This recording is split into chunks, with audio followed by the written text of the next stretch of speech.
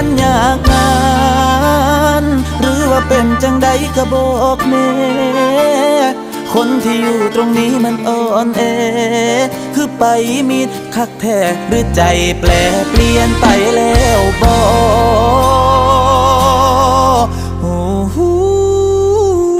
กับคนที่มันคิดหอดมันคือไตทั่วอยู่ในหัวมันมีแต่เจ้าหูบอกความเหงามาอ้อยมาหลอกตัวให้น้ำตาไหลพาหัวใจได้อยู่น้ำกันกับพ่อใครแน่แต่ยอมแพ้ให้ความห่างไกลตอบกลับแน่เด้อก่อนคนทางนี้ขาดใจย้อนคิดฮอดหลาย